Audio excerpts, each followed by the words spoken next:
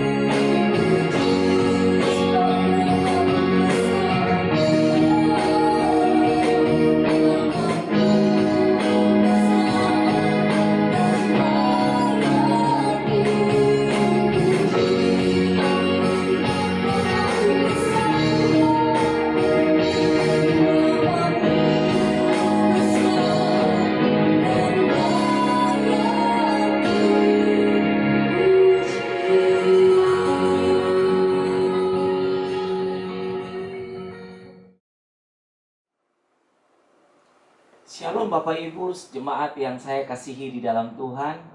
Apa kabar hari ini? Saya yakin bahwa kita semua mengalami kasih, kebaikan, dan anugerah Tuhan hari lepas hari. Tidak terasa kita sudah ada di minggu pertama bulan Oktober, tanggal 4, 2020. Dan saya yakin bahwa semua kebaikan-kebaikan Tuhan masih kita rasakan sampai dengan hari ini. Jangan kecewa sama Tuhan, tetap percaya sama Tuhan. Karena dari Tuhan datang pengharapan, datang sukacita, dan datang kebaikan-kebaikan atas hidup kita. Dan Bapak Ibu yang ada di rumah masing-masing, kepala-kepala keluarga, siapkan keluarga saudara untuk mengalami ibadah raya online bersama dengan GBI Kanaan di pagi hari ini.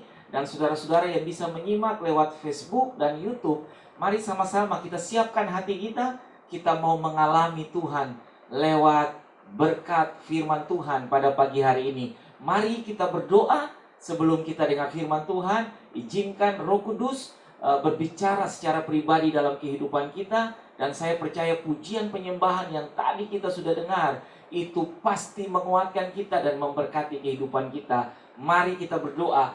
Bapa yang baik, kami berterima kasih, mengucap syukur bahwa sampai hari ini kami masih diberi kemurahan menghirup udara yang baik dari Tuhan. Nafas hidup masih Tuhan percayakan kami menikmatinya sampai dengan hari ini. Kebaikan-kebaikan Tuhan atas hidup kami. Mungkin saja ada banyak pergumulan, tantangan silih berganti, tapi itu tidak akan bisa tertandingi dengan kasih Tuhan dalam hidup kami. Kasih Tuhan yang menguatkan, kasih Tuhan yang menopang, kasih Tuhan yang memampukan kami untuk hidup sampai dengan hari ini. Dan kami siapkan hati kami. Roh Kudus, Engkau bicara bagi kami. Tolong kami, berkati kami lewat kebenaran firman-Mu. Sekalipun lewat jarak yang jauh, media sosial, kami dengar firman Tuhan. Tapi kami percaya apa yang terlepas di udara itu pasti akan memberkati setiap telinga yang mendengar. Berkati para pendengar yang mendengar khotbah ini lewat Facebook, YouTube, bahkan secara langsung bisa mendengar. Kami berdoa di dalam nama Yesus. Tuhan memberkati kami. Dan kami siap hati kami untuk diberkati dengan berita sukacita dan kebenaran firman Tuhan. Dalam nama Tuhan Yesus yang sama-sama siap diberkati dan yang sudah diberkati mengatakan amin. Bapak Ibu jemaat yang saya kasihi di dalam Tuhan, pada edisi ibadah online di hari Minggu tanggal 4 Oktober 2020, saya ingin berbicara dari Injil Yohanes pasal 10 ayat yang ke-10 dengan tema yang saya ambil, If you have Jesus, you live. Jika kamu memiliki Yesus, maka kamu akan hidup.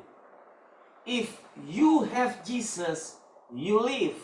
Nah Bapak Ibu yang saya kasihi di dalam Tuhan, dunia akhir-akhir ini sedang berada di dalam satu masa di mana kita semua sedang diizinkan oleh Tuhan untuk sekolah kehidupan dengan kondisi-kondisi yang sedang terjadi.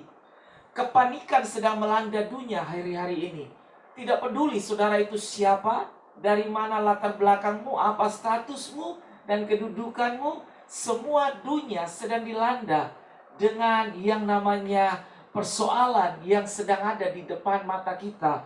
Persoalan COVID-19 membuat segala tatanan dunia mengalami perubahan dengan sangat cepat.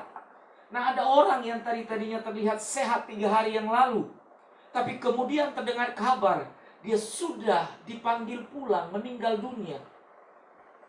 Ada negara yang ekonominya terlihat sangat kuat dengan pertumbuhan di atas 5%. Tapi dengan sangat cepat didengar kabar lagi mengalami krisis keuangan, krisis global yang bukan saja melanda Indonesia, tapi juga melanda dunia.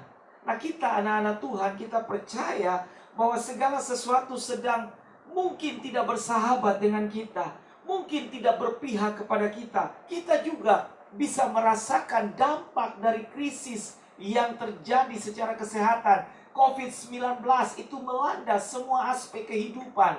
Bahkan sampai kepada hal-hal yang menyangkut dengan kehidupan ekonomi. Semua dilindas dan digilas semuanya. Tapi satu hal yang saya yakin, satu hal yang saya percayai, bahwa kita masih punya Tuhan. Kita masih punya juru selamat. Kita masih tahu bahwa kuasanya Tuhan sampai hari ini masih terbukti. Kasih-Nya masih ada dengan kita, mendampingi kita, dan penyertaannya tidak berubah.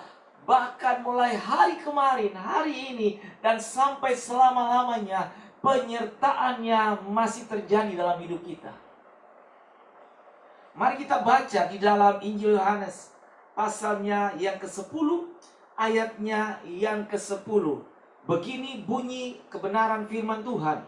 Pencuri datang hanya untuk mencuri dan membunuh dan membinasakan. Tetapi aku datang supaya mereka mempunyai hidup dan mempunyainya dalam segala kelimpahan. Sekali lagi, pencuri datang hanya untuk mencuri dan membunuh dan membinasakan. Aku datang supaya mereka mempunyai hidup dan mempunyainya dalam segala kelimpahan. Di dalam terjemahan Alkitab Bahasa Indonesia sehari-hari mengatakan begini.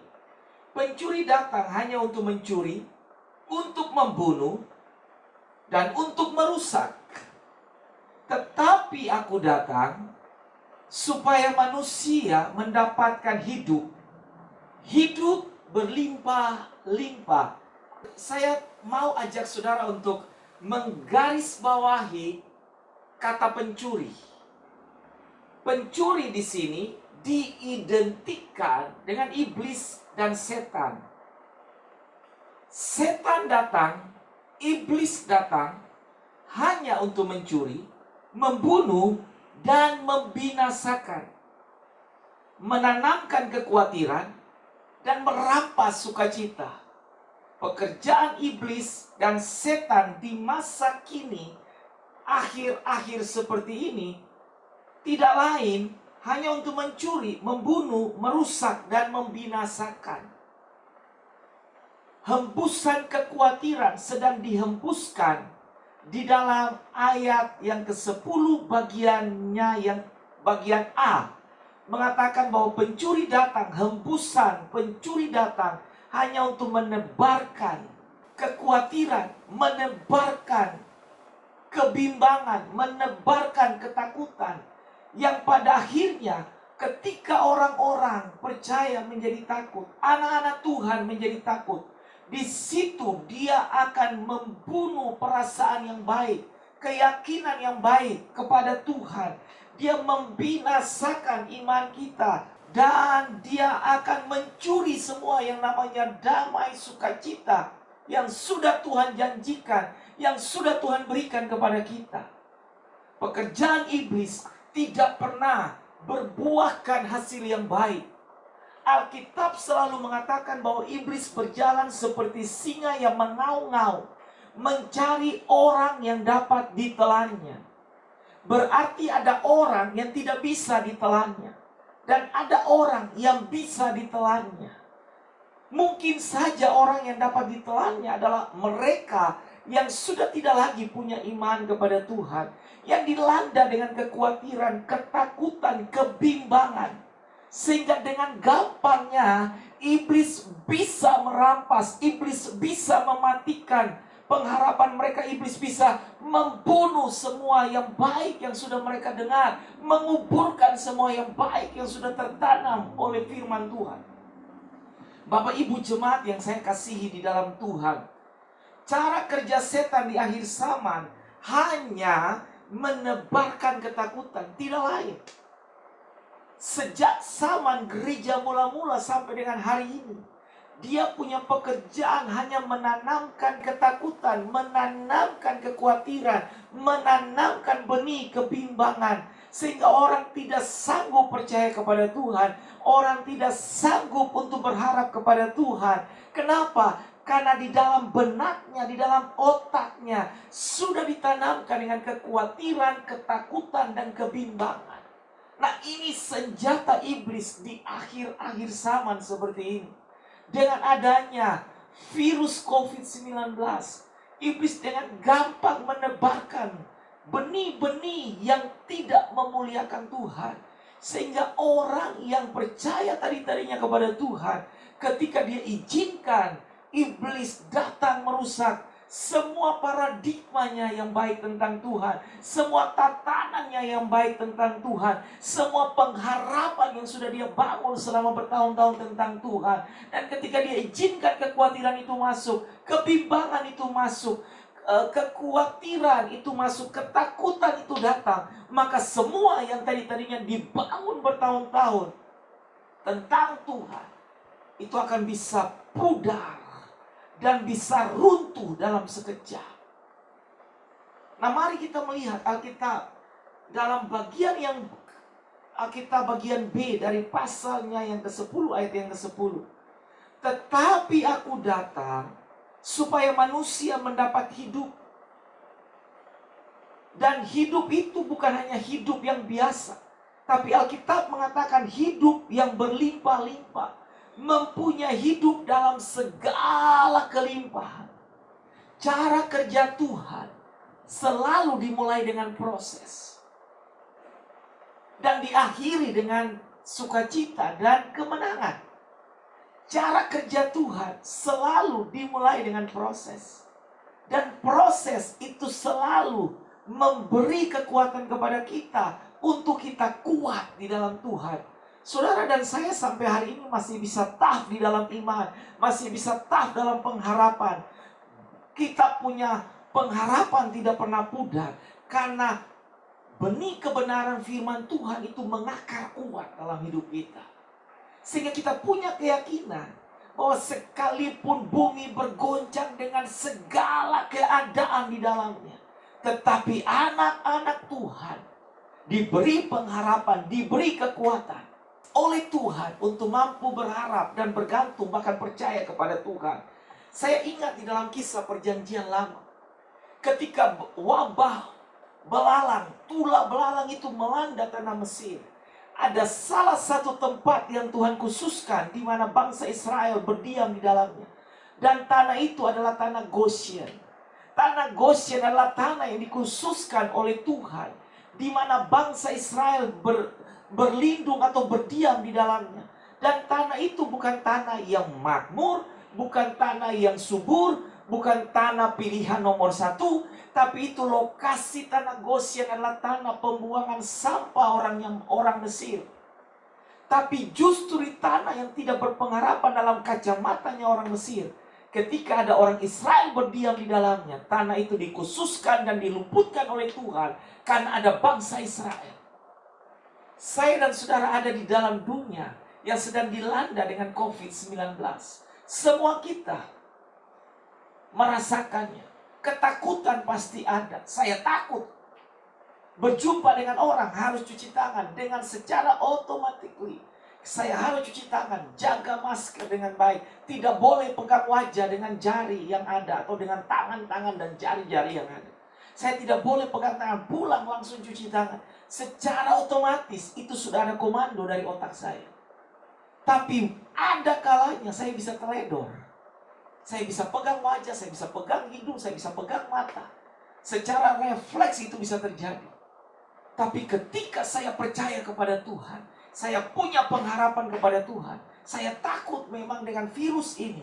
Karena 3 hari, orang yang punya imun tubuh tidak baik, digilas dalam 3 hari, langsung lewat.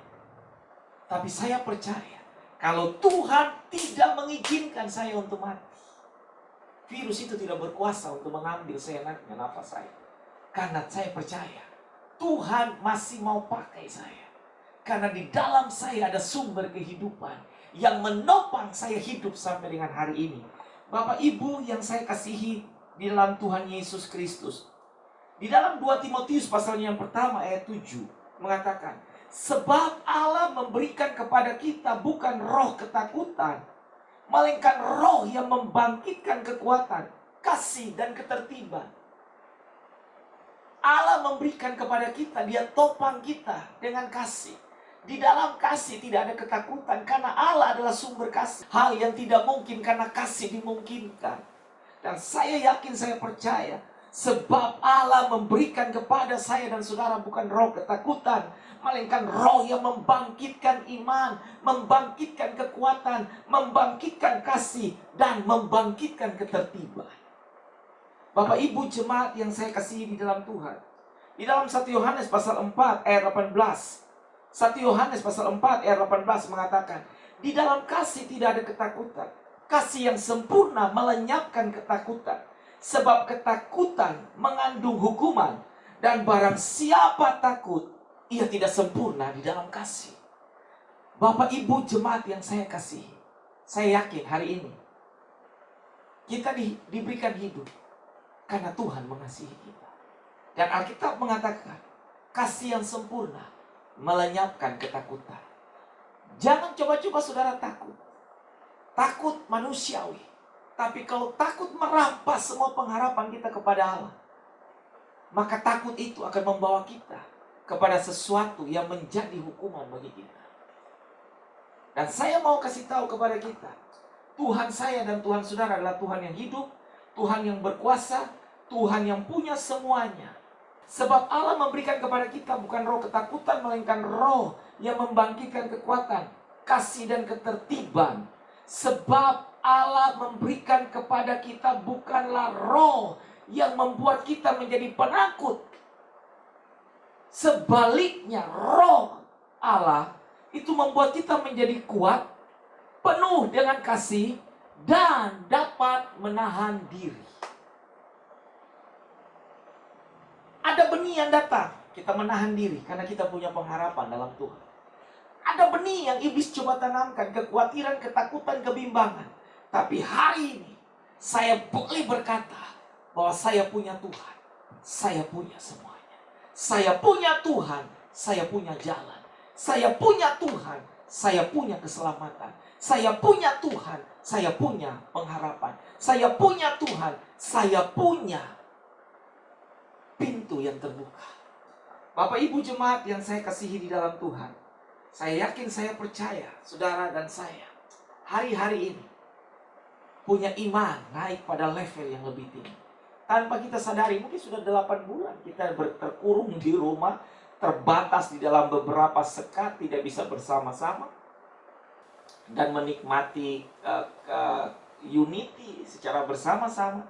Tapi saya yakin di rumah kita masing-masing, Tuhan sedang membuat kita besar di dalam pengharapan kita kepada Tuhan. Ada satu perkataan yang saya dapati waktu saya merenungkan kebenaran firman Tuhan dari Injil Yohanes pasal 10 ayat yang ke-10. Kita tidak bisa hidup tanpa Tuhan. Nonsense, omong kosong kalau saudara bisa hidup tanpa Tuhan. Hidup tanpa Tuhan pasti mati. Gereja tanpa Tuhan bubar. Manusia tanpa Tuhan rusak dan berantakan. Segala sesuatu tanpa Tuhan terlibat akan berakhir dengan kebinasaan. Pesan saya buat saudara, mari sama-sama kita mau berharap kepada Tuhan. Yakin bahwa ada Tuhan. Yakin saudara punya juru selamat. Yakin saudara punya kehidupan di dalam Tuhan. Lazarus mati 4 hari. Secara fisik tidak ada nafas, tidak ada kehidupan. Tapi di dalam batin dia punya sumber kehidupan. Sehingga ketika sumber kehidupan itu memanggil dia keluar, sementara orang banyak dan saudara-saudaranya sudah menangis dan mengatakan, Yesus kalau engkau ada, dia tidak pernah akan mati. Sudah 4 hari dan sudah membusuk dan bau. Tapi Yesus mengatakan jangan menangis. Dan ketika sang sumber kehidupan itu berdiri di depan goa, dan dia berteriak, Lazarus keluar. Orang yang mati 4 hari secara fisik, ketika mendengar sumber kehidupan itu memanggil, dia keluar dengan dililit dengan kain kafan, menghadap sang sumber kehidupan, melaporkan bahwa secara fisik dia mati, tapi di dalam batin dia menyimpan sumber kehidupan. Seketika sang sumber kehidupan itu memanggil dia, roh yang hidup, terkoneksi dengan sumber kehidupan, membawa dia, membangkitkan tubuh dan fisik yang mati, hidup kembali. Injil Yohanes pasal 14 ayat yang ke-6. Akulah jalan dan kebenaran dan hidup. Tidak ada yang bisa menyangkali. Dan dia mengatakan, akulah jalan dan kebenaran dan hidup. Tidak ada seorang pun yang datang kepada Bapa kalau tidak melalui aku. Pertanyaannya pada pagi hari ini buat kita. If you have Jesus, you live. Mengapa kita perlu memiliki Yesus dalam hidup kita? Ada beberapa hal yang saya dapati di dalam cerita kebenaran firman Tuhan dalam Injil Yohanes pasal 10 ayat yang ke-10. If you have Jesus, you live. Sebab Yesus adalah sumber hidup itu sendiri.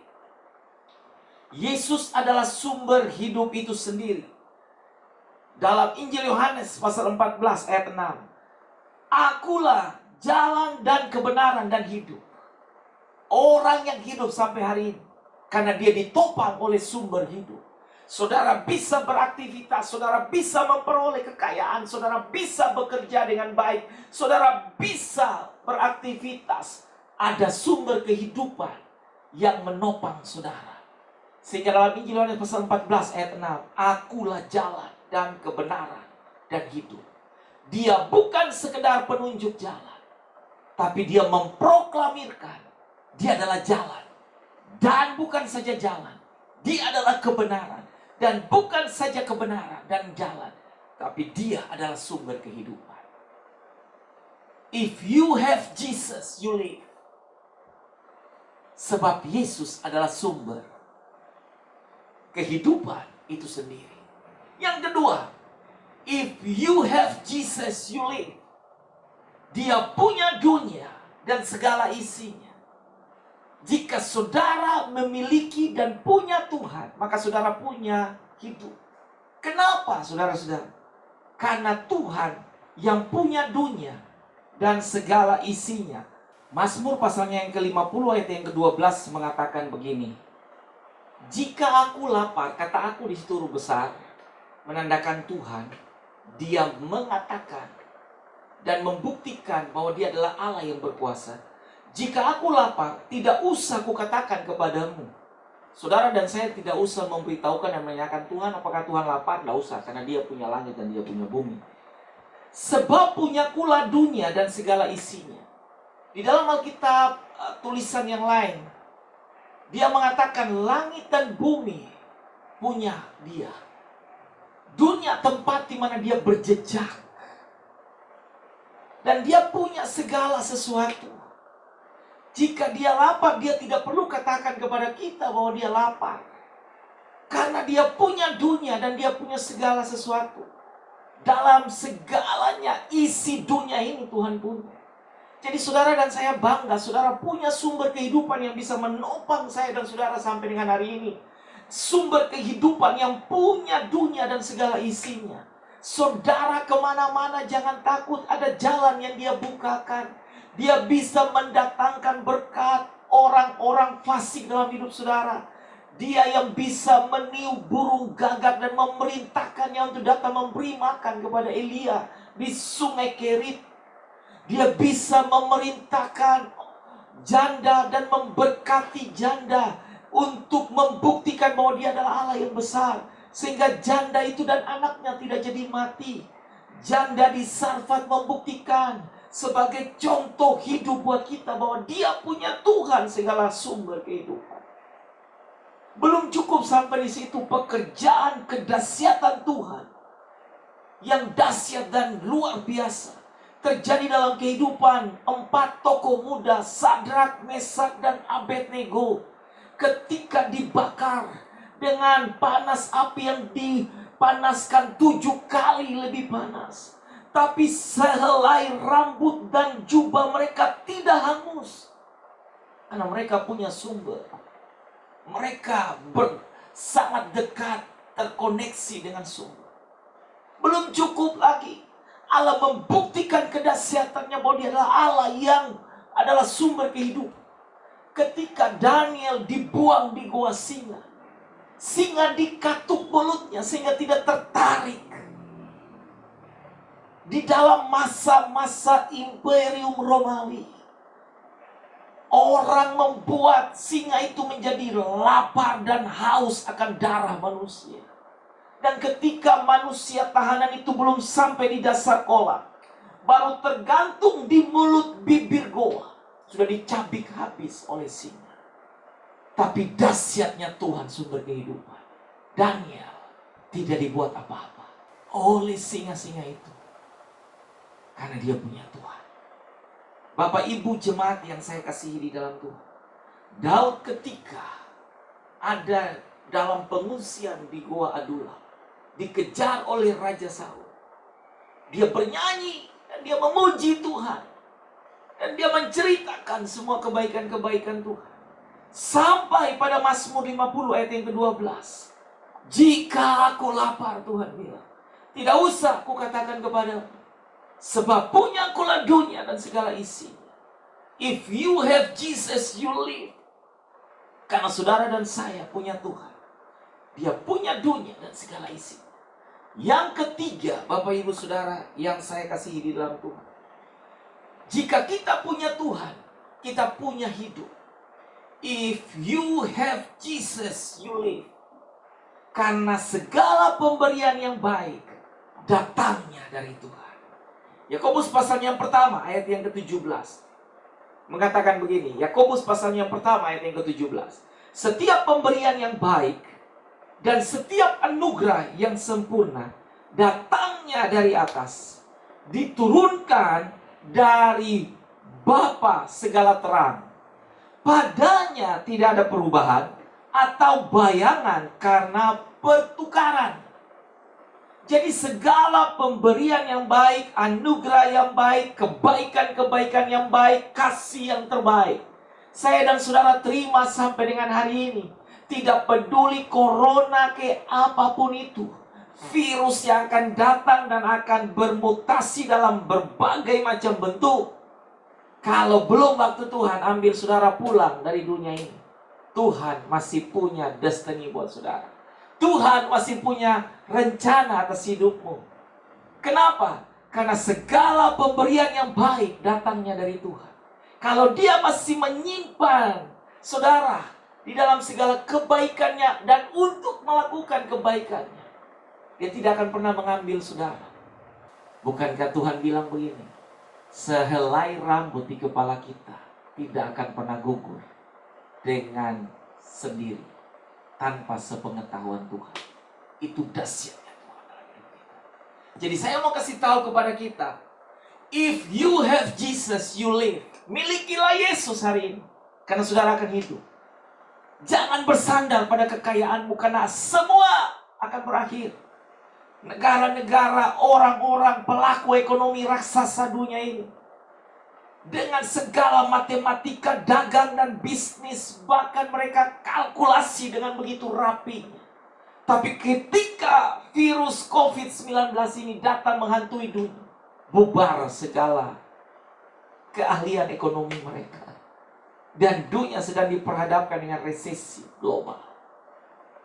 Dan pasti itu akan merajalela dan melanda juga orang Kristen.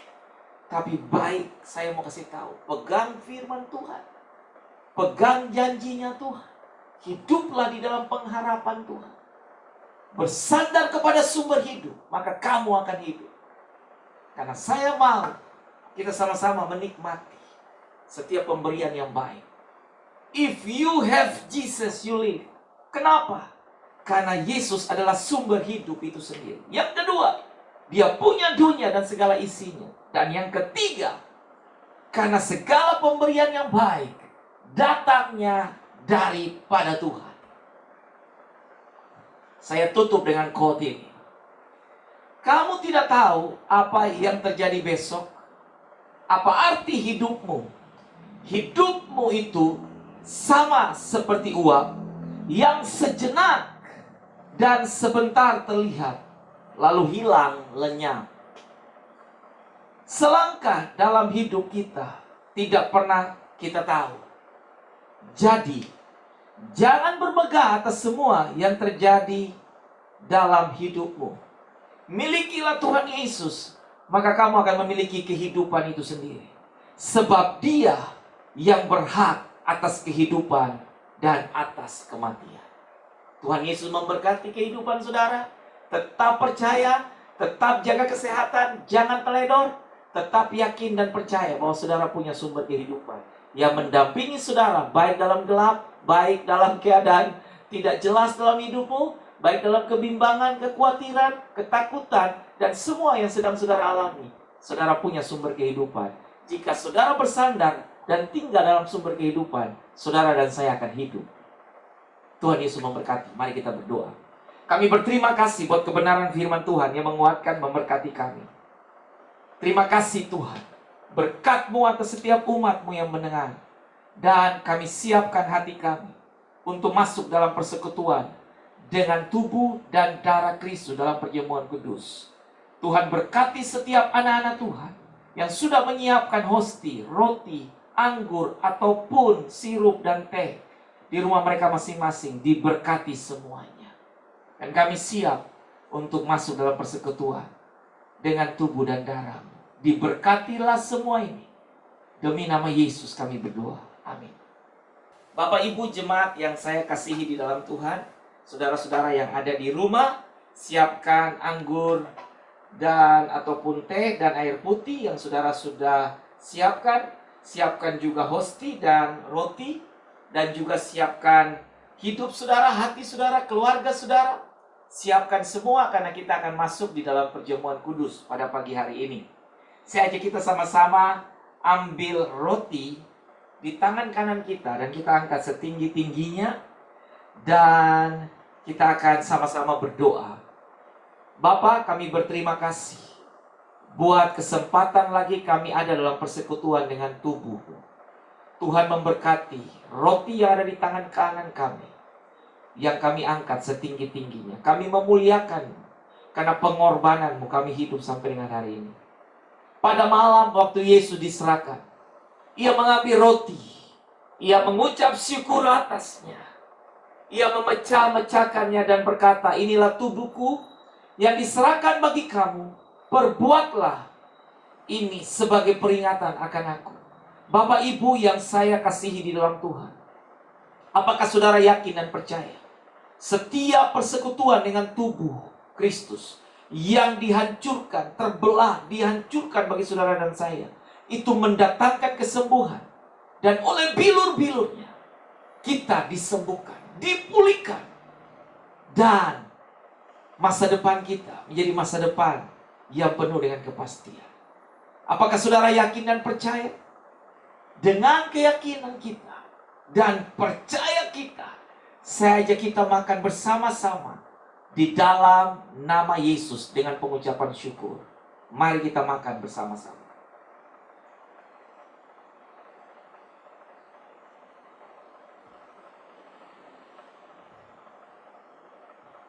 Pindahkan cawan di tangan kanan saudara dan kita angkat setinggi-tingginya. Demikian sesudah makan, Ia mengambil cawan lalu berkata, inilah darahku yang kutumpahkan bagi kamu. Perbuatlah ini setiap kali kamu meminumnya menjadi peringatan akan aku. Bapak Ibu jemaat yang saya kasihi, saudara-saudara yang menyaksikan khotbah ini, apakah saudara yakin dan percaya bahwa darah Yesus yang tercurah dari kayu salib turun ke bumi 2000 tahun lebih yang lalu, itu berkuasa menyucikan, berkuasa menebus, berkuasa menjadikan saudara ciptaan Allah yang baru? Dengan keyakinan dan percaya kita, mari saja kita minum bersama-sama dengan pengucapan syukur di dalam nama Tuhan Yesus.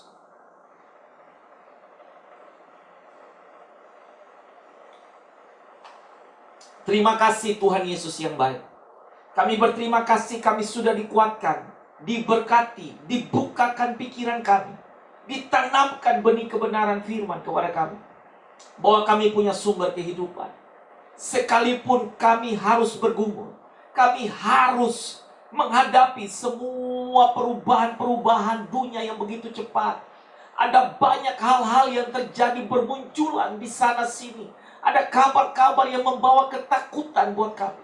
Tapi kami bersyukur hari ini Injil Yohanes pasal 10 ayat yang ke-10 mengatakan, Aku datang supaya mereka mempunyai hidup dan mempunyainya dalam segala kelimpahan. Kami bersyukur. Kami punya Tuhan yang dahsyat. Kami punya Tuhan, punya keselamatan, punya jalan, punya kelimpahan, punya semuanya. Karena kami punya Tuhan. Ini adalah sumber kehidupan. Kami punya Tuhan yang punya dunia dan segala isinya. Karena segala pemberian yang baik datangnya daripada Tuhan. Bapak Ibu jemaat yang saya kasihi, angkat tanganmu dan buka tanganmu. Arahkan wajahmu kepada Tuhan. Terimalah berkat daripada Tuhan.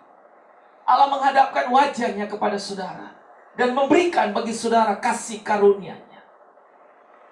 Tuhan di dalam anaknya Yesus Kristus memberikan kasih-Nya yang tidak pernah pudar.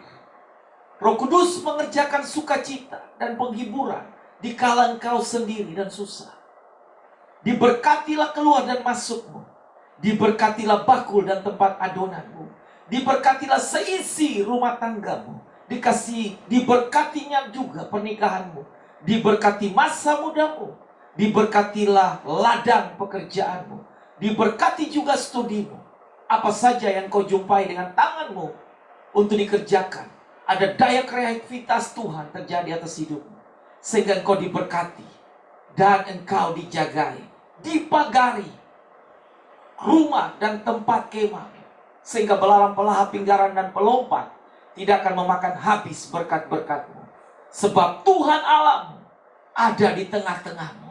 Dia yang menjaga engkau dengan segala keperkasaannya. Di dalam berkat nama Tuhan Yesus, kami terima semuanya. Haleluya, haleluya. Amin. Tuhan Yesus memberkati. Shalom. Selamat hari Minggu. Kita ketemu lagi di minggu yang akan datang. Haleluya.